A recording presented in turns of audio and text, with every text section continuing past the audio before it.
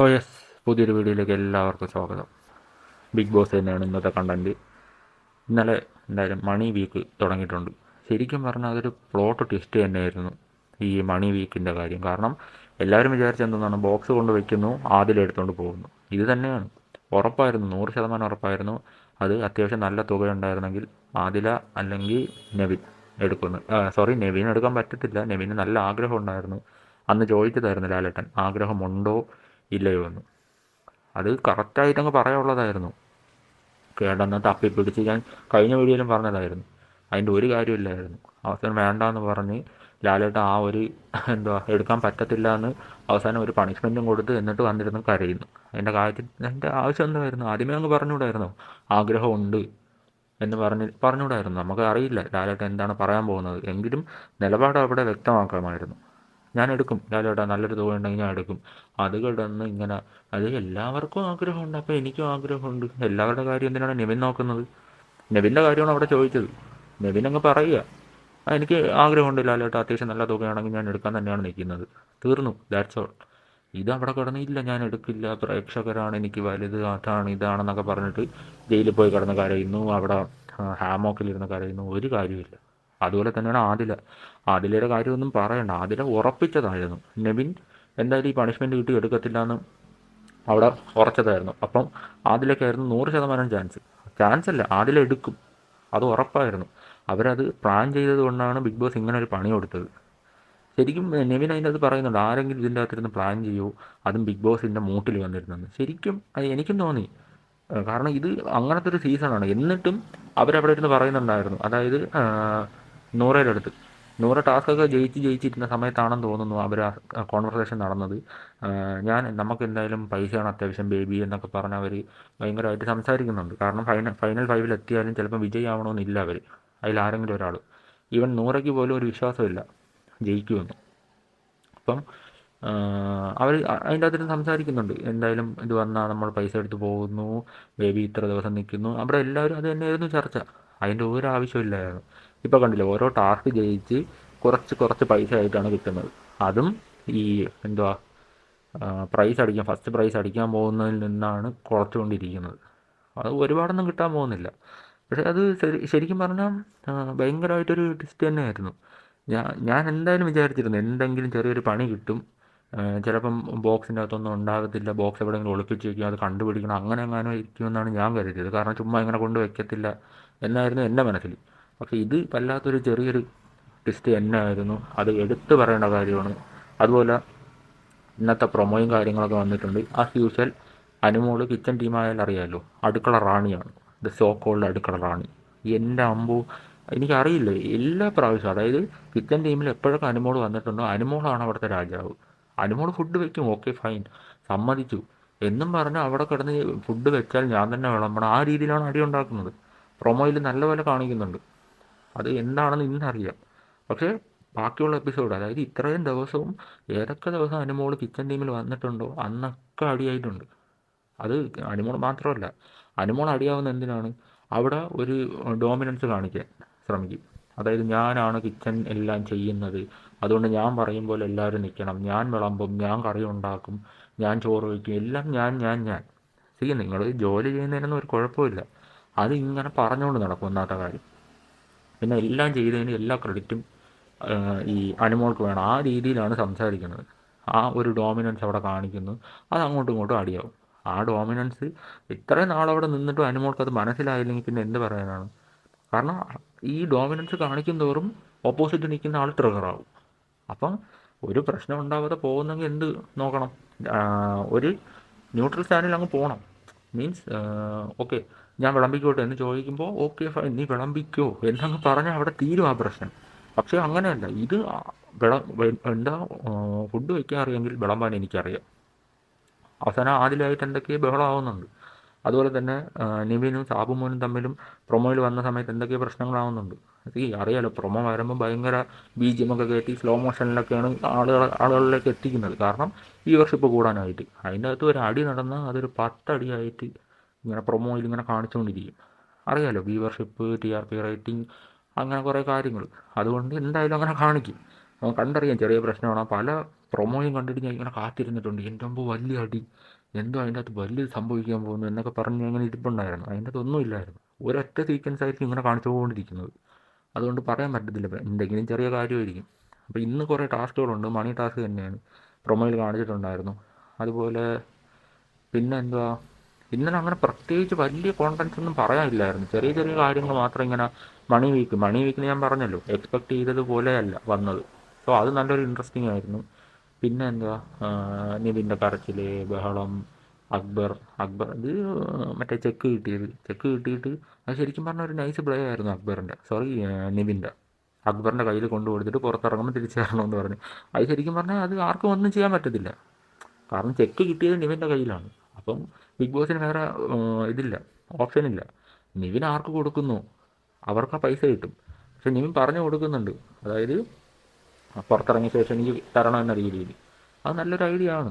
15,000 രൂപയെങ്കിൽ 15,000 രൂപ ഒരാളുടെ ഒരു മാസത്തെ ശമ്പളമാണ് പലരുടെയും. ഞാൻ ജോലിക്ക് കയറിയ സമയത്ത് എൻ്റെ ഒരു മാസത്തെ ശമ്പളമായിരുന്നു 15,000 രൂപ ഒരു മാസം. അതാണ് എത്രയോ മിനിറ്റുകൾ കൊണ്ട് നെവിൻ ഉണ്ടാക്കിയത്. സോ അത് ചെറിയൊരു തുകയൊന്നുമല്ല. അങ്ങനെ ഈ 15 ഉള്ളൂ എന്നൊക്കെ പറഞ്ഞ് തള്ളിക്കളയണ്ട ആരും. ഒരു മിഡിൽ ക്ലാസ് അല്ലെങ്കിൽ ഒരു താഴെ തട്ടിൽ നിന്ന് വരുന്നവർക്ക് മനസ്സിലാവും 15,000 രൂപയുടെ വില എന്താണ്. അതും മിനിറ്റുകൾ കൊണ്ടാണ് നിവിൻ കിട്ടിയത്. ഞാനിപ്പോൾ ഇങ്ങനെ ആലോചിക്കുകയും ചെയ്തു, ഒരു മാസം ഞാൻ പോയി കിടന്ന് ജോലി ചെയ്യുമ്പോൾ എൻ്റെ അക്കൗണ്ടിൽ വരുന്ന പൈസയായിരുന്നു ചെറിയൊരു ടാസ്കും അല്ല, ഒരു ഡെപ്പ് തീർന്നൊരു ചെക്ക് കിട്ടിയപ്പോൾ അവന് കിട്ടിയത്. ഞാൻ ഇങ്ങനെയൊക്കെയാണ് ആലോചിച്ചത് ശരിക്കും പറഞ്ഞാൽ. ഇതൊക്കെ കൊണ്ടാണ് പലരും ബിഗ് ബോസിൽ പോകാമെന്ന് പറയുന്നത്. അവിടെ ചെന്നാൽ നമ്മൾ എക്സ്പോസ്ഡ് ആവും. ഓക്കെ ഫൈൻ, എന്തോ ആയിക്കോട്ടെ, കുറച്ച് നാളത്തേക്ക് ചിലപ്പോൾ ചീത്തപ്പേരുണ്ടായിരിക്കും, പക്ഷേ പൈസ കിട്ടും, ഇഷ്ടം പോലെ പൈസ കിട്ടും, അത് ഉറപ്പാണ്. കാരണം അവിടെ നിൽക്കുമ്പോൾ ഒരു പേയ്മെൻറ്റ് കിട്ടും, ഉറപ്പാണല്ലോ. ഒരു ദിവസം അല്ലെങ്കിൽ വീക്കിലി ആയിരിക്കും പേയ്മെൻറ്റ്. അവരുടെ പേയ്മെൻറ്റിൻ്റെ കാര്യമൊന്നും എനിക്കറിയില്ല, അത്യാവശ്യം നല്ല തുക ഉണ്ട് എന്തായാലും.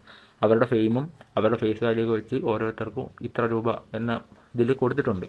ഓക്കെ, അതിലുപരി ഇതുപോലെ ടാസ്ക്, അത് കഴിഞ്ഞ് ബിഗ് ബോസിൽ നിന്ന് ഇറങ്ങിയാലും ഇവർക്ക് കുറേ ഓപ്പർച്യൂണിറ്റീസ് ഉണ്ട് കുറേ നാളത്തേക്ക്. ഇനാഗുറേഷൻ, ഇങ്ങനെ വെഡ്ഡിങ് വീഡിയോ ചെയ്തു കൊടുക്കുന്നത്, എന്താ ബർത്ത്ഡേ വീഡിയോ ചെയ്തു കൊടുക്കുന്നത്, ഇതിനെല്ലാം പൈസ കിട്ടും. ശരിക്കും പറഞ്ഞാൽ ഈ ഒരു ബിഗ് ബോസിൽ വന്നിട്ട് ആ ഒരു ഫെയിം അത്യാവശ്യം നല്ല രീതിയിൽ യൂസ് ചെയ്ത ഒരാളാണ് പേളിമാണി യൂട്യൂബ് ചാനൽ. ആ സമയത്ത് യൂട്യൂബ് ചാനലും കാര്യങ്ങളൊക്കെ അങ്ങ് സ്റ്റാർട്ട് ചെയ്തു, അതങ്ങ് ക്ലിക്കായി ആ ഒരു ഫെയിം. കാരണം എന്താ, ഇത്രയും ആളുകൾ ഇത്രയും ദിവസം ആ പേളിമാണിയെ കണ്ണോട്ട് ഇരുന്നിട്ട് ആ ഒരു ഫെയിം നല്ല രീതിയിൽ യൂട്ടിലൈസ് ചെയ്തിട്ടുണ്ട് പേളിമാണി. അത് പറയാതിരിക്കാൻ വയ്യ. അതായത് ഇവിടുന്ന് ബിഗ് ബോസിൽ നിന്ന് ഇറങ്ങിയ ശേഷം ഉടനെ യൂട്യൂബ് ചാനലും കാര്യങ്ങളൊക്കെ സ്റ്റാർട്ട് ചെയ്തു, അതങ്ങ് ക്ലിക്കായി. ഇപ്പോഴും നല്ലപോലെ റൺ ചെയ്യുന്നുണ്ട്, അത്യാവശ്യം നല്ല രീതിയിൽ വരുമാനം അവരുണ്ടാക്കുന്നുണ്ട്. അതിൻ്റെ അകത്ത് തന്നെ അവർക്കൊരു ഫാമിലി കിട്ടി. ഏറ്റവും കൂടുതൽ കിട്ടിയത് പേളിമാണിക്ക് തന്നെ, പറയാതിരിക്കാൻ വയ്യ. രണ്ടാമത്തത് സാബുമോൻ ഇറങ്ങിയ സമയത്ത് കുറേ സിനിമയിലും കാര്യങ്ങളൊക്കെ അവസരം കിട്ടി. പിന്നെ അങ്ങ് വലിയ രീതിയിൽ അങ്ങനെ കേട്ടിട്ടില്ലായിരുന്നു. എങ്കിലും അത്യാവശ്യം നല്ല രീതിയിൽ ലൈഫ് ചേഞ്ചായ ഒരാളാണ് സാബുമോൻ എന്ന് പറയുന്നത്. അതുപോലെ തന്നെയാണ് അഖിൽ മാരാറും പുള്ളിക്കാരൻ്റെ റീച്ച് അത്യാവശ്യം നല്ലപോലെ യൂസ് ചെയ്തിട്ടുണ്ട്, അത് പറയാതിരിക്കാൻ വയ്യ. പുള്ളിക്കാരൻ്റെ ലൈഫ് ഇത് ബിഗ് ബോസിൽ വരും മുമ്പും ശേഷവും ഒന്ന് എടുത്ത് നോക്കിയാൽ നല്ല രീതിയിൽ പുള്ളിക്കാരനൊരു നെഗറ്റീവ് ഇമേജ് ആയിട്ട് പോയിട്ട് ഒരു പോസിറ്റീവ് ഇമേജ് ആയിട്ടാണ് പുറത്തിറങ്ങിയത്. അത് പുള്ളിക്കാരന് വലിയൊരു ട്വിസ്റ്റ് തന്നെയാണ് ലൈഫിൽ ഉണ്ടാക്കി കൊടുത്തത്. ഇപ്പോഴും അത്യാവശ്യം സിനിമയും ഇനാഗുറേഷൻസും കാര്യങ്ങളും എത്ര വണ്ടി എടുത്തതെന്ന് നിങ്ങൾ കണ്ടല്ലോ. ഇതെല്ലാം ബിഗ് ബോസിൽ വന്ന ശേഷമാണ്. ബിഗ് ബോസിൻ്റെ വിന്നറായ പൈസ വെച്ച് മാത്രമല്ല എന്തായാലും. അതുപോലെ കഴിഞ്ഞ തവണത്തെ വിന്നറുടെ കാര്യം പറയണ്ടല്ലോ, പിന്നെ എങ്ങനെയോ ജയിച്ചു ഒരു നിർഗുണൻ. അത് കാര്യമൊന്നുമില്ല. അതാണ് ഞാൻ പറഞ്ഞത്, ഒരു ലൈഫ് ചേഞ്ച് ആക്കാൻ പറ്റിയൊരു പ്ലാറ്റ്ഫോമാണിത്. അതവർ വേണ്ട പോലെ യൂസ് ചെയ്യുന്നത് പോലെ ഇരിക്കും. ഇതിൻ്റെ അകത്ത് ഷാനവാസ് ഓൾറെഡി ഒരു സീരിയൽ ആക്ടറാണ്. ആ ആക്ടർ പുറത്തിറങ്ങിയിട്ട് പുള്ളിക്കാരൻ്റെ പൊട്ടൻഷ്യൽ എങ്ങനെ യൂസ് ചെയ്യുന്നു അതുപോലെ ഇരിക്കും ഇനി സിനിമയിലോട്ടുള്ള കയറ്റവും കാര്യങ്ങളൊക്കെ. അത്യാവശ്യം നല്ല രീതിയിൽ അഭിനയിക്കുന്ന ഒരാളാണ്. അതിൻ്റെ അകത്തുള്ള എല്ലാവരും, ഈവൻ അക്ബർ ശരിക്കും പറഞ്ഞാൽ ഒരു ക്രൂക്കഡായിട്ടുള്ളൊരു മൈൻഡാണ്. കാരണം പല പാരഡീസും അതിൻ്റെ അകത്ത് പാടുന്നുണ്ടെങ്കിലും പുള്ളിക്കാരൻ്റെ ലക്ഷ്യം എന്തോന്നാണ്, വേറെ ഒരാൾ കണ്ട് ഇഷ്ടപ്പെട്ട് പുള്ളിക്കാരൻ്റെ സൗണ്ട് ഇഷ്ടപ്പെട്ട് സിനിമയിലോട്ട് പാടാൻ വിളിക്കണം. ഇത് തന്നെയാണ് അതിൻ്റെ അകത്ത് അക്ബറിൻ്റെ ഒരു ലക്ഷ്യം എന്ന് പറയുന്നത്. പാട്ടുകാരനാണ്, എപ്പോഴും ഇങ്ങനെ പാട്ട് പാടിക്കൊണ്ട് നടന്ന ആളുകൾക്ക് മനസ്സിലാവും എന്താണ് പുള്ളിക്കാരൻ്റെ ഉദ്ദേശമെന്ന്. സോ ഒരു ചെറിയൊരു പാരഡിയും കാര്യങ്ങളൊക്കെ ഇങ്ങനെ കാണിക്കും. അതാകുമ്പോൾ പാരഡി ആയതുകൊണ്ട് എന്താണ് ക്യാമറ ഫോക്കസ് ചെയ്യുകയും ചെയ്യും. കാരണം മറ്റൊരാളെ ട്രോളുന്നതല്ലേ, അതുകൊണ്ട് എന്തായാലും ഫോക്കസ് ചെയ്യും. ചുമ്മാ പാട്ട് പാടിക്കൊണ്ട് നടന്നാൽ ഇങ്ങനെ കാണിക്കത്തില്ല, സ്ക്രീനിൽ കാണിക്കത്തില്ല. നിങ്ങളൊന്ന് ചിന്തിച്ച് നോക്കിയാൽ മതി. സ്ക്രീനിൽ ഒരു കാരണവശാലും ചുമ്മാ ഇങ്ങനെ പാട്ട് പാടി നടക്കുമ്പോൾ അക്ബറിനെ മാത്രം ഇങ്ങനെ കാണിക്കത്തില്ല. ചിലപ്പം ഒരു എപ്പിസോഡ് തുടങ്ങുന്ന സമയത്ത് എപ്പോഴെങ്കിലും ഒരു സെക്കൻഡ് അങ്ങനെ കാണിച്ചാലായി. അതും എപ്പോഴും കാണിക്കണമെന്നില്ല. അപ്പോൾ അതേസമയം പാരഡി പാടിയാൽ, ആളുകളെ ട്രോളിക്കൊണ്ട് പാടിയാൽ എന്തായാലും ഫോക്കസ് വീഴും. സോ അതൊന്ന് ചിന്തിച്ച് നോക്കുക നിങ്ങൾ. അപ്പോൾ അങ്ങനെയൊക്കെയാണ് ഒരാളുടെ ലൈഫ് അതിനകത്ത് ചേഞ്ച് ആവുന്നത്. സ്വന്തം കാര്യങ്ങൾ ഷോക്കേസ് ചെയ്യുക, അങ്ങനെയൊക്കെ ചേഞ്ച് ആവാൻ പറ്റത്തുള്ളൂ. അല്ലെങ്കിൽ കുറേ ഇപ്പം മസ്താനി ഇതിൻ്റെ അകത്ത് വരും മുമ്പേ അത്യാവശ്യം നല്ലപോലെ ആങ്കറിങ്ങും കാര്യങ്ങളും ഫെയിമും ഉള്ള ഒരാളായിരുന്നു. അത്യാവശ്യം പോസിറ്റീവ് എന്ന് മാത്രമേ ഞാൻ പറയുന്നുള്ളൂ. അങ്ങനത്തെ ഒരാളായിരുന്നു. ഈ ഒരു ബിഗ് ബോസിൽ വന്ന് ഇറങ്ങിയ ശേഷം പുള്ളിക്കാരുടെ അവസ്ഥ കണ്ടല്ലോ എന്താണെന്ന്. ട്രോളെന്ന് പറഞ്ഞാൽ ട്രോൾ മാത്രമല്ല, ഒരു നെഗറ്റീവ് ഇമേജ് ആയിട്ടാണ് പുറത്തിറങ്ങിയത് ആണെന്ന് നിങ്ങളെല്ലാവരും കണ്ടതാണ്. സോ നമ്മൾ തീരുമാനിക്കണം നമ്മൾ ഏത് രീതിയിൽ അതിൻ്റെ അകത്ത് എക്സ്പോസ്ഡ് ആവണമെന്ന്. അപ്പോൾ അതുപോലെ ഇരിക്കും. മസ്താനി വന്ന സമയത്ത് അറിയാമല്ലോ എന്തൊക്കെയാണ് അതിൻ്റെ അകത്ത് കാണിച്ചു കൂട്ടിയത്. എല്ലാവരും വെറുപ്പിച്ചു. അതിൻ്റെ കൂട്ടത്തിൽ അനുമോൾ നിന്നു. അനുമോൾ പിന്നെ പറഞ്ഞില്ല, ഇത്രയും നാളുള്ള ഇൻഡസ്ട്രിയിൽ നിന്നതും ആ സ്റ്റാർ മാജിക് എന്ന ഷോയും അതെല്ലാം കൊണ്ട് പിന്നെ പി ആർ, ഈ ഒരു ഒറ്റ കുറേ കാര്യങ്ങൾ കൊണ്ടാണ് അതിനകത്ത് പിടിച്ചു നിൽക്കുന്നത്. അനുമോൾക്ക് പി ആർ ഈ വർക്ക് ചെയ്യുന്ന പോലെ വർക്ക് ചെയ്യുകയാണെങ്കിൽ ഉറപ്പായിട്ടും ഫസ്റ്റ് പ്രൈസ് കിട്ടും. ചുമ്മാ വന്ന് ഒരു ടാസ്കും ജയിക്കാതെ ഇങ്ങനെ പോയി ഫസ്റ്റ് പ്രൈസ് അടിച്ചുകൊണ്ട് പോകും. എങ്കിൽ ഈ ശരിക്കും പറഞ്ഞാൽ നല്ലൊരു സീസൺ അനുമോൾക്ക് ഇത് ഫസ്റ്റ് അടിക്കുകയാണെങ്കിൽ ഈ ഒരു സീസണിൻ്റെ ഒരു വാല്യൂവേ പോകും. ശരിക്കും പറയാമല്ലോ, സീരിയസ് ആയിട്ട്. കാരണം നല്ലൊരു സീസണായിരുന്നു S7 എന്ന് പറയുന്നത്. അത്യാവശ്യം നല്ല ട്വിസ്റ്റുകളും ടാസ്കുകളും കൊടുക്കുന്ന ഒരു ഇത് തന്നെയായിരുന്നു S7 എന്ന് പറയുന്നത്.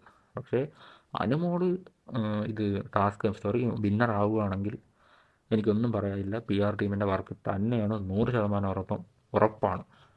അല്ലാതെ എനിക്ക് കൂടുതലൊന്നും പറയാനില്ല. എനിക്ക് പേഴ്സണലി ഒരു താല്പര്യമില്ല അനുമോള് ഇങ്ങനെ വിന്നറാവുന്നത്. കാരണം ഡിസേർവിങ് അല്ല, ഉറപ്പാണ്. അതിനകത്ത് ഫസ്റ്റ് എനിക്ക് പറയാനുള്ളത് നൂറ കാരണം ടിക്കറ്റ് ഫിനാലെ ടാസ്ക് വരെ വിൻ ചെയ്തതാണ്. അവസാനം വരെ നിന്നിട്ട് അവസാനം വരെ എല്ലാവരും പറഞ്ഞത് ആദിലയുടെ ഒരു നിഴലാണ് നൂറയെന്ന്. ആ പേര് മാറ്റി പറയിച്ച് ഫൈനൽ 5 വരെ എത്തി. ടിക്കറ്റ് ഫിനാലെ ടാസ്ക് വരെ ഫസ്റ്റ് അടിച്ച് നിൽക്കുകയാണ്. അപ്പം നൂറയ്ക്കൊക്കെ കിട്ടിയില്ലെങ്കിൽ ശരിക്കും പറഞ്ഞാൽ വേസ്റ്റ് ഓഫ് ടൈം ആയി പോകും പല കാര്യങ്ങളും. പി ആർ ടീം അത്യാവശ്യം നല്ലപോലെ വർക്ക് ചെയ്യുന്നുണ്ട്. പല വീഡിയോസും കണ്ടാൽ നിങ്ങൾക്ക് മനസ്സിലാവും അനുമോളെ കപ്പടിച്ചിട്ടേ വിടുള്ളൂ എന്ന രീതിയിലാണ് നിൽക്കുന്നത്. നമുക്കെന്തായാലും നോക്കാം. സോ ഇന്നത്തെ വീഡിയോ അത്രയൊക്കെ തന്നെയാണ്. അപ്പോൾ ഒരു വീഡിയോ കാണുന്നവരെ ബൈ.